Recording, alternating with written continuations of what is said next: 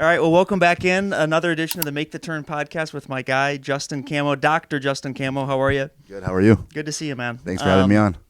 So basically, I'm honored. You're one of the first guests that we're having on this podcast, and obviously just excited to do it. The thing is with us, obviously, our company's called Make the Turn, and what we've kind of just learned over the years is that everyone has that make the turn type story, that turning point in their career. We left, me and Kyle left our 9-to-5s and started our company and whatnot. And I think you have such a great story about, what you've done here at Profound. And honestly, just for the purpose of just like we're super casual, talk to me like as if we don't know each other and we're just out at the bar and you're explaining what you do. Okay. Yeah. I'm an orthodontist, board certified. So I do braces and Invisalign. I specialize in that, kids and adults. I started this practice around 2021. We first started in 2020. I used to rent office space out of my wife's office. She's a general dentist. And I kind of planted the seed then, just, seeing my own clients. And it just kind of grew into something, much larger than that. We treat, a wide variety of people, going from, Detroit athletes all the way, to middle schoolers. So it's been a blessing. It's been a journey. We have 3 locations, Bingham Farms, which we're at right now, on 13 and Telegraph, and we have Kegel Harbor, which is on Orchard Lake and Commerce, and we have one in downtown Northville. So when did you know, like, hey, this is what I want to do. I want to start my own thing. I want to get into it. I think it started in dental school. Everyone goes to dental school first. You got to become a dentist before you can specialize into orthodontics. And once I saw a little bit of my local orthodontists and see how, their job was and their lifestyle was, I really enjoyed it. So then I applied to orthodontic school after dental school. And it's a very hard program to get into. They only select like 5 people a year. But it's been a blessing. I got accepted. And, when I got out, I knew I didn't want to work for somebody. Right. And I knew I kind of wanted to start my own thing because I like to practice in a specific way. It's more of a boutique style practice where you're not just a number. There's not going to be a lot of people in the office when you come in. So traditionally, a lot of orthodontic practices see as many people as you want at one time. But for us, it's like more, know the person, know about them, know about their families. And then, you treat them, and then, it just goes a longer way. And I think that's huge, too, just for, in any business, really, but just referrals, too, right? Yeah. I mean, if you're treating people the right way, if you're getting people in the door and like you said, name, not a number, I mean, that has to lead to them referring their family and friends, too. For sure, Yeah. A lot of it was first social media. That's how I used to get most of my patients. And then now that I'm finishing their cases, I'm getting a lot of word of mouth, which is the greatest referral of all. So and that's interesting too. So for the purpose of leads, you and I have always talked about it. You actually do get a lot of your leads for your practice on social media. Yeah, I would say about 90% from social media. 90% of your leads are social media alone. That's awesome. Yeah, and it's it's no paid ads, pay an outsourced company to do my social media. Everyone always asks me, like, hey, who's running your social media? Who's doing your photos, your captions, and everything like that? It's purely organic. It's purely me. I'm behind all of it. So I got to ask you about, you do such a good job with the contests, and your contests like blow up whenever you do them on Instagram, whether it's Wallen tickets or Taylor Swift or Lions, Talk us through the results you see from those contests. Yeah, I mean, before I started doing it, I didn't see much giveaways going on Instagram. I always had an idea, I used to see celebrities doing it out in LA and Miami, the influencers doing giveaways. So I thought that would be something cool if I started that in the orthodontic field because I'm treating a lot of kids, but in my field, I'm also treating a lot of adults. So I try to tailor a lot of the giveaways towards both. So I tailor it to a certain event, a certain holiday, and just been posting them, slowly, started off with a small one and worked my way up to like larger giveaways. And it's just been crazy. I meet a lot of people. I connect with a lot of people who I never thought I would connect with. Just even me and you, like we never knew each other before. Right. And we saw each other at a bar and, you kind of just knew who I was. I knew who you were already. But it's crazy to know that, people know who you are just based on a giveaway. What's been the craziest giveaway? At first it was Taylor Swift. Taylor Swift, I didn't think it was going to happen. I bought the tickets like 2 days before and I just posted it. And I got people hitting me up from Indiana, Ohio, trying to come up to Detroit for the giveaway. I had, obviously I spent a lot of time down in Florida. I had people that I knew in Florida that had no idea. Like I saw them sharing your story, and I was like, "Wait, you know him?" Yeah, it goes a long way. It goes a long way. And then the now current biggest one is the Detroit Lions playoffs. I think once I did that, I think a lot of companies started, doing the same because they saw the turnout of the giveaway. But the problem is a lot of people don't know is you got to plant the seed from small to big. So you got to grow the following, right? Yeah. You can't just go, hey, I'm going to drop a giveaway and expect it to work right away. Sure. It's kind of the same thing with your field, SEO. You're not going to tell someone you're going to see a result in 1 month. Right. Right. I got to stay with you for at least a year before I start seeing a turnaround. Right. With me, you can go back to my old post. I gave away a $50 toothbrush, and then eventually followers come. You drop another one, more followers come, and then eventually your next giveaway is always going to be the biggest, right? Because your followings have increased. So if you're at 10,000 followers, your giveaway is going to be big, but if you're at 30,000 followers, your giveaway is going to be even bigger and reach a bigger crowd. So the Lions giveaway is the biggest one. How many entries go into that? That one was at least 25 to 30,000 entries, and there weren't multiple entries, just single entries. Wow, okay. And I think I gained about 20,000 followers that day. So, and you require that they follow the page? Just follow, share, and tag a friend. Yeah. And it's all organic. I don't, people think I rig the winners. It's always going to come with the territory, Right. but every single person that won the giveaway, I've never met. Yeah. So, and even one person won it from California. So what would your biggest piece of advice be to someone who wants to, whether it's, grow their social media presence or, like you said, use social media to drive leads as well? You got to be creative. You can't, mimic somebody else's, page or creativity. You kind of got to take what's out there and tailor it to your specific brand, right? If you're not someone that's outgoing or social, being out there, then probably being on social media, posting a lot of things is not your style, right? If you're someone that, makes, educational videos, that's your thing. That's not mine, right? I don't make a lot of educational videos. I don't, talk about teeth. I don't talk about smiles. Sure. I like to be social, so I post my patients. I post people who come in the office. And then I'll sprinkle a little bit of smiles and before and after teeth and stuff like that. So that brand becomes, you. So if you're someone in the field or in a different field, you got to figure out what the people like. So kind of, reach out to your clients, reach out to your patients, see what their liking is, and then you just kind of tailor your page to that brand. And it's always, brand, I always talk about marketing where branding is underneath marketing and advertising is underneath marketing. And there's such a difference in both where I'd be curious just from an ROI perspective with you. You mentioned your Lions contest that got 20,000 entries. Are you able to quantify or look at, okay, I got 20,000 new followers and I got, 7 new clients or business from it? Do you try to quantify that? I used to try it, but now that every single referral comes in says social media, it kind of just plays into the part. So my dad used to always tell me about, stop spending so much money on giveaways. How do you know it's working? Well, you don't really know it's working, right? You plant the seed and hopefully it grows because you may have saw my giveaway. Now you follow me, but you're not ready to get braces or Invisalign or get your teeth done, right? But 6 months down the line, you're like, hey, I want to do Invisalign. I want to do braces. Who do I know? Right? And you're top of mind. You're top of the mind. You're top of mind because you've had that consistent presence Right. and you've been putting stuff out there. Like right. that. So you have to always stay on top of it. If you don't continue it, someone else will jump the gun and your name will kind of float away. So that's why I always drop a giveaway like every quarter, every few months, just to stay relevant. It's not to get more leads now because that kind of already helps itself. Sure. But it's just to stay relevant and grow your page and grow your brand.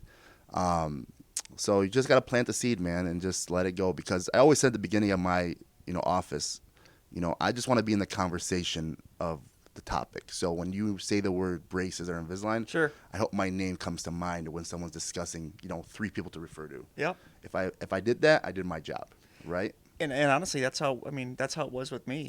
I got my Invisalign in right now. And we've been doing You've been it a great patient for several months, and it's been honestly a process that I never. Obviously, of course, I hadn't done it before. Yeah. In terms of Invisalign, I had braces when I was a kid, but Yeah. getting Invisalign at first was a little. It feels a little different at first because you're not used to it. But then, man, you get used to it so quick, and it just feels so normal now just to have them in. And nobody even knows you have it on. Right. Right. Yeah. And he does remotely, so he lives in Florida part of the year. So if you're someone that lives, far away, we can still do treatment on somebody as long as you make casual visits to Michigan. So with your business, talk about that split between braces and Invisalign in terms of your services and products. Well, at the beginning, I was treating mostly adults because of social media.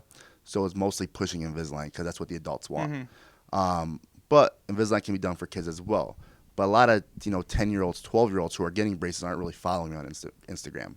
So the key for my marketing strategy was if I treat the adults first and do a good job, they're going to bring their kids, nieces, nephews, and so on, right? Because I'm not really trying to target the older parents who have 3 kids that already been through braces, right? Because they're just going to go take their 4th kid to the people they already took them to, right? So you want to target the earlier adults because they're the ones going to have new kids, right? And their first kid goes to me. The rest of the kids, hopefully if I do a good job, the rest go to me as well.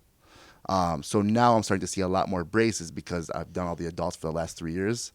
So now I'm starting to see a trend towards braces a lot more. Okay. So the braces really go to the 10 to 12-year-olds.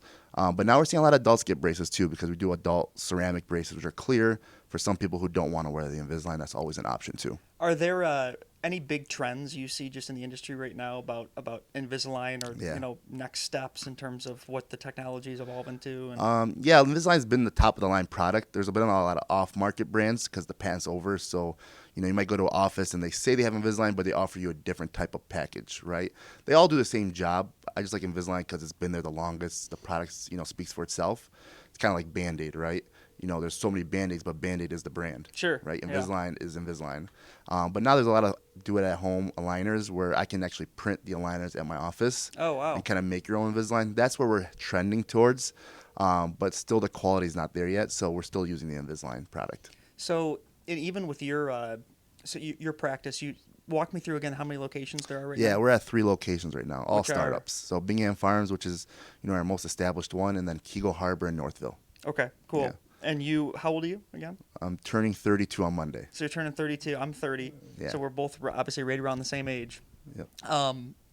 What is we kind of talked about it earlier too, but like, what is your advice for someone who would want to start a business and be, you and I are younger business owners overall. And I know a lot of people, it's a risk tolerance. It's certainly a jump for a lot of people to start their own business. Yep. There's a lot of headaches that come with it, a lot of great stuff as well. But what's your overall advice? My advice is to, follow your destiny. If you want to be a business owner, you want to, make your schedule, you want to practice the way you want to practice or live life the way you want to live, then I recommend taking the risk and starting your own business because, people always think it's too late to do it. It's never too late. Obviously there is risk involved, so you got to make sure you're comfortable and support your own family. Even with me, like when I started my own practice from scratch, people thought I was crazy because starting from scratch, there's not a lot of income coming in, so I had to maintain another job on the side. So I just recommend following your dreams, seeing the type of, work style you want to live. Because I got all my friends who are orthodontists, they all, they work really hard, they leave work tired. With us, I practice my style, which I'm never really tired when I leave. I enjoy the people I see, and everything's been tailored to my liking, right? So I get a lot of people to say like, oh, how do you get so-and-so to come in this office? We've been building that brand. So after you build the brand, you get to work the way you want to always work. Right. So and just take the risk. Honestly, that's something that I talk about a lot too, where, everyone wants to be their own boss, and that's kind of a buzzword thing to say. And I still would much rather have it this way, but there absolutely is that transfer of headaches, so to speak, where it's not like, okay, I'm going to just start my own business and be my own boss, and now I can just control my schedule and everything. Like, you're still thinking about other stuff that you wouldn't think about when you're an employee. Now you're thinking about healthcare and payroll and culture and motivation and all these other facets where if you're an employee, maybe your priorities are more so just, hey, raise, bonus, make sure my boss is happy. Like, you're not thinking about all the other business owner type headaches. And that's the trickiest part in our field because I got to provide good health care at the same time manage a good business, right? So I got to make sure 2 sides are actually being well run. And it takes good people around you. So you got to, hire great people. And I've been blessed to have great staff. I've been blessed to have great patients. I always say, this has all been a dream of mine. So it's like I wake up every day. Still, I got to pinch myself to see who I'm treating and the type of people I'm treating, and it's been a blessing. And I thank it all to social media. I thank it all to my community. My community has been a great blessing, because they support, someone who does good work. And with me, I've done a lot of good work, and I've seen the support from my community. So I always thank them when I have the opportunity. So thank you. Absolutely. And I continue to hopefully do good work for them. Well, and that's where it's your priorities. That's where it all starts, right? Making sure people are taken care of, and what you're doing is obviously, I'd imagine it's a very fulfilling practice and industry to work Yeah. in, where you're seeing people really happy from results and Yeah. stuff like that. And we talk about it all the time, where it's in our business, at our marketing firm, it's not like we're necessarily changing the world or saving lives, No. but there's those fulfilling moments where we're helping a business grow, or we're Right. helping a business literally make the turn and start doing Yeah. more revenue, and that's obviously I love supporting small business and stuff like that. But I gotta imagine with what you do is comes with a level of fulfillment, Yeah. seeing people with great results and Yeah, happy and it's smiles. rewarding. Plus, since I practice and live in the area like close by, I get to see a lot of my patients out and about. So either out at a restaurant, at church, at an event. So I get to see that smile for a long time. So it also puts a sense of responsibility on me, because it's not just someone who I'm going to see, finish, and they're gone. Yeah. Right. So if I was working 45 minutes, an hour away from my house, I'm probably never seeing that person after I finish. With me, I might see them next week, a month later, a year later, and so on. So I got to make sure my work is always consistent, and also make sure they have a good, experience at the office. Yep. And that's what helped us grow. We always give the patient a good experience. It's the little things. You come in, maybe a holiday, maybe a birthday. We try to give back to our patients. So like just last week we had Mother's Day. Every mom that came in had a coffee gift card. Cool. Just the small things, right? Yep. And that goes a long way. Yep. I mean, just little gestures like that, they go a long way. Yeah. Just to show people your genuine caring. appreciation. Yeah, you care. They're spending money with you.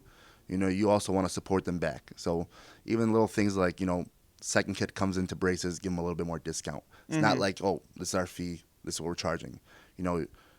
Orthodontics has been fulfilling, financially, right? So you always got to maintain like, hey, these people are spending a lot of hard-earned money. Take care of them. They're taking care of you. Take care of them. And I think has been like go in our field. We don't see that much. People come in, fees $6,000. It's always $6,000. Doesn't work like that here. Yeah. If I see, you're someone that supported me, sent me so many patients, or sent me, so many siblings, for sure I'm going to take care of you. Meaning it's going to be a higher discount. It's going to be, maybe treating a certain person for free. I always take that into account. And that's just doing good business too. Yeah, it goes a long way. Yeah. If you give something for free, you're not losing much. Right. You got to think about it, a year from now, 2 years from now. And that's what I did a lot of. I did a lot of free services. People who know me, when I didn't have an office, I would reach out to certain people and, say, hey, I would love to treat you. This is what I can offer, discounted rate. People thought I was crazy. Yeah. But fast forward 3 years later, But you got so-and-so coming in the office, and you're like, how did I do it? And you've right? built trust through that, and especially I love that just concept of early on in a business, you have to do stuff like that. You have to grind it out, and you have to maybe discount stuff or do stuff for free, or prove your worth. Show your value, because maybe when you're starting a business early on, you don't have all the testimonials like you do right now, which already is the credibility. But back then, you probably have to do a lot of stuff. You have to do a lot. You have to put yourself out there. I used to watch videos on Gary Vee, and he used to always say, like, reach out to 200 people, one's going to answer. Right? And I kind of did that during COVID. I would just reach out to people and say, hey, this is what I can do. Numbers game. Yeah, can I help you? And one answered, and it was a Michigan player, and he came through, and that was just a snowball effect, domino effect. And now I get people, who come to Michigan, or, come to live here or come to play here. They just know of me because, so-and-so came. Yeah. So. In that, relationship, that's an example of, like you said, kind of that domino effect of maybe one person now leads to another X amount of referrals, 20, 30, whatever it could be. 100%. And I always tell people this: you have to also talk to your clients, get to know them. It's not just a number, right? Because the more you talk to them, the more you learn about them. So I had a few patients here. This is a good example where, like, they come in and nobody knew who they were, the previous, office I worked at. And I talked to them on a, deeper level, and I found out, they were CEO of a certain company. Okay. I do a wellness program with that company now, and now I get a lot of patients from that company, right? For years, nobody even knew what company that person was a CEO of. So the more you get to know somebody, the more you get to see, what kind of value they can add to your practice. So don't just think of a number, think of them, get to know them on a life level. And in a genuine way, genuine. not in a way of, hey, I want to get to know you. And I'm not saying you're saying this at Yeah. all, because I've seen this a lot in business. Getting to know people in a genuine way, not just a, hey, I want to get to know you because you're going to give me something down the line. Right. And I think that the numbers thing you said is interesting, where playing the volume game, reach out to 200 people, one's going to respond type thing. I also think of that with, like, if you're a company and you have 10 leads that come in, and on face value you close 4 of them, right? Yeah. That's not a true number though, because you got to think to yourself, okay, I closed 4 of those leads, but if all 4 of those people now refer me another 3, okay, now that's 12 that I closed from the 10, and Exactly. and that adds up. A lot of people can't think like that. A lot of people, me and you can say that, but a lot of people can't comprehend that, that value. They're like, oh, I spent so much money on a lead, it only got me 1 return. That's not how it works. So like, it's the same thing I do for charity events, right? All the Catholic schools I donate to, I donate free service. I don't donate them the sponsorship package, right? A lot of people come out to me, they're like, hey, can you donate $2,000 for our charity? Yep. I'll say no. I just say, hey, no, I don't want to, but I'd rather donate a service for free, which is way more for them. Like, so $6,000 to donate is a lot more than $1,000, right? But if I know that person is gonna come in for treatment and they have 2 siblings, I'm guaranteeing at least I got 2 out of the 3. It's right? a snowball effect. Yeah. Right. But people can't comprehend it. They're like, oh, I can't give that treatment for free. It's $6,000. Right. Well, you're going to make 12 later on. It's a great way to look at it. Right. It's a great perspective. Yeah. But a lot of people can't get over free. Yeah. And you have to get over it, So you have to give away free things in order to get it. It's the same why the biggest companies always give free stuff, right? Yep. At sporting stadiums give out free things before the game for you to come early. Come early, you spend more. Right. Things like that. So if you're a business trying to start out, don't think about it like, hey, I can't give away anything. I can't spend this much money. Spend it, it'll come back later. We did a contest last year at the end of the year where we basically had businesses, apply to get a free content session. Yeah. So we did it for a couple hours, drone footage, video, photography, all that. And we had a ton of entries that come in, and we basically picked 4, 1 per quarter that we were going to just do for free service in 2024. And we have, and that's an example of, I'd rather do a free service like that, because now I'm building a relationship. We're connecting with another company. There's potential they could refer us. There's potential they could, of course, hey, ask us after the fact. Well, let's also talk about running some ads, or what else can we do with these videos? So that's, I think that using, free services as kind of that lead magnet is solid.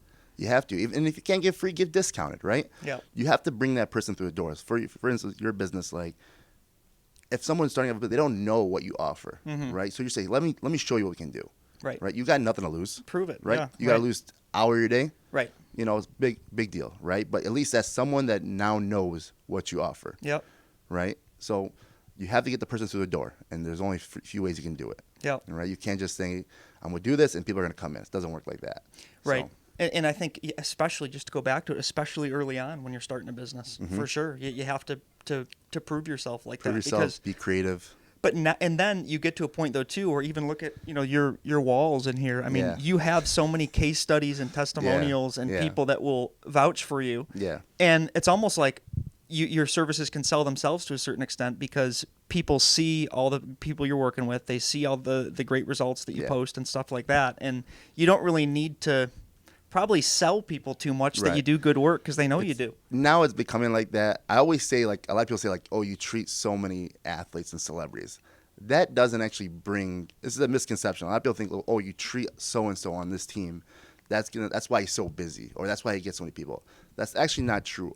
So a lot of people try to do that and copy, and they realize, hey, let me reach out to an influencer. Let me reach out to so-and-so, and that will help my business. That doesn't actually help grow the business.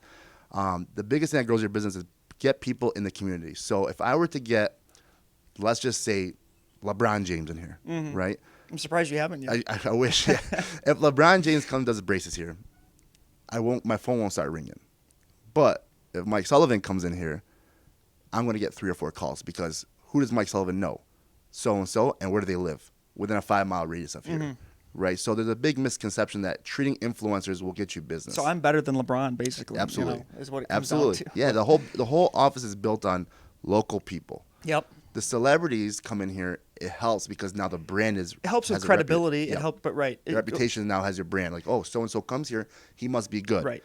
But a lot of people think, like, if I can get, like, because influencers is a big thing nowadays. Yeah. People reach out to influencers to promote products, and I tell them all the time, be careful when you do that.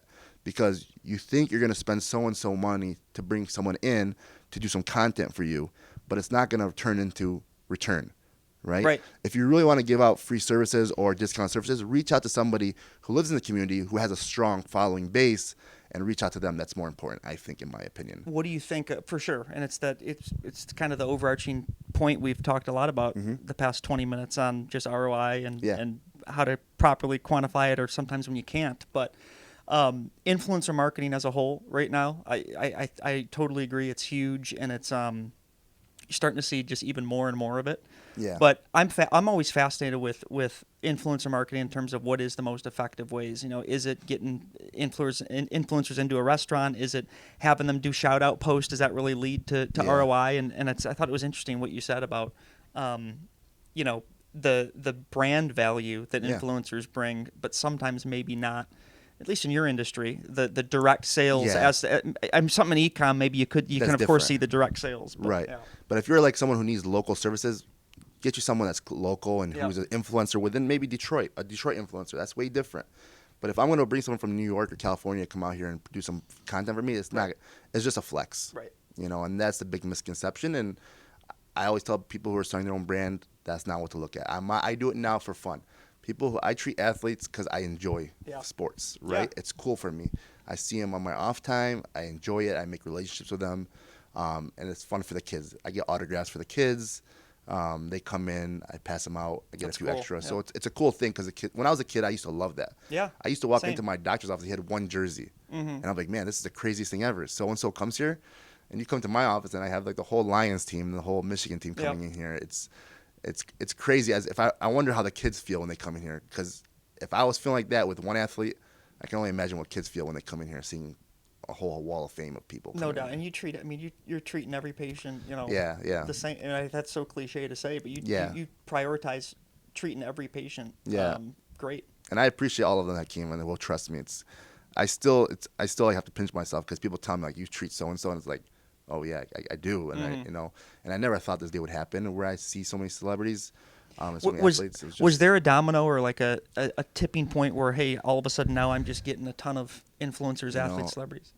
I treated a few Michigan guys on the football team, and then I just the Instagram page became so large where just I had people following me I didn't even know who were athletes, right? I would have to go through my following and be like, oh, so and so follows me, and then we make the connection, you reach out, and hopefully they come in. But yeah, man, it's just you wake up one day and you're starting to see all these athletes. It's pretty cool. That's cool. And you have a great team here too. Yeah. Everyone is always friendly, and what's always impressed me though too, since this past year when I started coming here, not only when you walk in the door and that experience of friendliness, offering a coffee or just genuine, being nice, all that, but when you have to communicate like outside of the office, I mean, it's been super easy. Yeah. Where especially for me, having been down in Florida a lot, it's been a challenge to, hey, I got to make sure when I'm back to schedule some time to come in and see you, get my new trays, whatever. But you guys have made it so easy in terms of communication and following up, and that's huge. And that's what I train the girls on. I say our office is, I always try to compare, I tell my office staff, think about it like, this goes to all businesses, but think about it like you're going to Las Vegas or Miami, right? The moment you walk into the lobby of a hotel, how do you feel? You're happy. If something goes wrong, does the customer service at the front desk solve the solution, right? You don't like your room? Okay, we're going to upgrade you to a better room, right? No cost. How do you feel? You love that, right? So if the client comes in here, the patient comes in here, I want you to treat them the same way, right? They're upset about something. We know it's not our fault. Tailor it, figure it out. We had someone, we ordered their Invisalign. Something happened with shipping. UPS didn't deliver it on time. They have a gift card waiting. It's not our fault. The mail didn't bring the Invisalign in, but I make sure the patient's always happy. Yep. Right, and that's customer service, which I feel like it's been a lost trait. Customer service was so great before, and now we're losing that touch. Yeah. And we try to bring that back, especially in the doctor's office. And I always strive to do better. I always tell my manager, every time you do a call, every time you schedule somebody, don't just schedule them to schedule it. Schedule them and say, how can I do that better? Yep. Right. You can never not improve. So I do that all the time when I'm in the consult, when I greet a new patient. New patient walks in the door, I'll be the first one to greet you sometimes, and I'll be like, can I make you a coffee? And that's unseen. The physician, the doctor, the orthodontist, the physician, the dentist is usually not the one making the cup of coffee for the patient. I've never seen that before. And there's been times where I go out and make the coffee for the patient. But It's a small thing. Gestures like that, and You're not too good for them. No, You're not too good, but right? but and stuff like that really does go a long way, just for providing top level customer service, because a lot of times nowadays people aren't used to that, or No. they're not used to getting a handwritten note or getting just a genuine message from somebody with thanks. Not to mention, of course, like you said, just whether it's gift cards or just gifts that you're given as well. Yeah, we had one patient who found me from word of mouth, so didn't know who I was, didn't know the social media background, anything like that. Brought her first case, walked right in the lobby. She sat down, done her paperwork, and I was the first one to greet her. Hey, I'm Justin. I'm your orthodontist today. Mm-hmm. We're gonna take you back in a few minutes. Is there anything we can get you to drink? And the mom got up and said, I've never seen my orthodontist dentist ever approach me as the first thing, like the first person has walked through the door. It's usually your assistant, Yep. the manager of the office. And she went home and told one of her friends, who then called and said, like, my friend had a beautiful experience at the office just from that touch up. That's great. And it's like you strive on things. I pick your brain. I see how you do things. I bring that back and I say, hey, Mike does this. He communicates that way. I'm going to do it that way too. Or you go to another office. You go to your hair salon. You go to your haircut. Right. You pick up little things and you bring that to your office. So how do you see your business continue to grow, with your lead flow over the years? So you said earlier, I think it was 90% of your leads are social media, right? Yeah. So 10% are then what, word of mouth? Word of mouth and referrals, dental referrals. And referrals? Yeah. So that's a 90 to 10 split. Do you see those percentages continuing to be similar over the next few years? I think it's going to stay social media and word of mouth. I think the referrals, drop a little bit because a lot of people are keeping things in-house. So dentists are doing their own, brace or Invisalign, or bringing in an orthodontist to keep, profits in the office, which makes sense. I don't blame them.